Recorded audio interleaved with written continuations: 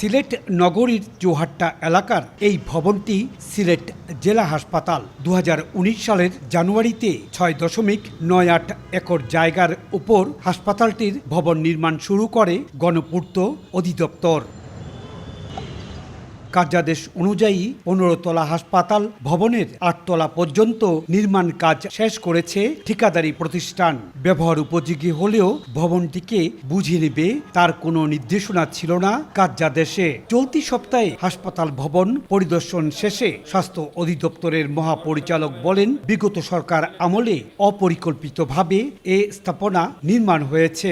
এইরকম অপরিকল্পিত অ্যাকচুয়ালি অনেক হাসপাতাল হয়েছে, অনেক দিন পড়ে আছে।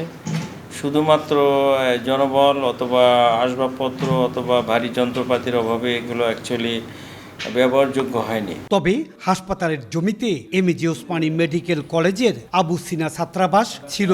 শিগগিরই হাসপাতালটি ব্যবহার উপযোগী করার আশ্বাস স্বাস্থ্য অধিদপ্তরের মহাপরিচালকের। এটাকে অ্যাকচুয়ালি ব্যবহার উপযোগী করার জন্য এইসব চিন্তা ভাবনা চলছে। কোনটা অ্যাকচুয়ালি আলটিমেটলি আমরা ইমপ্লিমেন্ট করতে পারবো, এটা হচ্ছে অ্যাকচুয়ালি এটার জন্য আমাদেরকে অপেক্ষা করতে হবে। সিলেট জেলা হাসপাতালের ভবন নির্মাণে ব্যয় হয় প্রায় 85 কোটি টাকা। ইকরামুল কবির, সময় সংবাদ, সিলেট।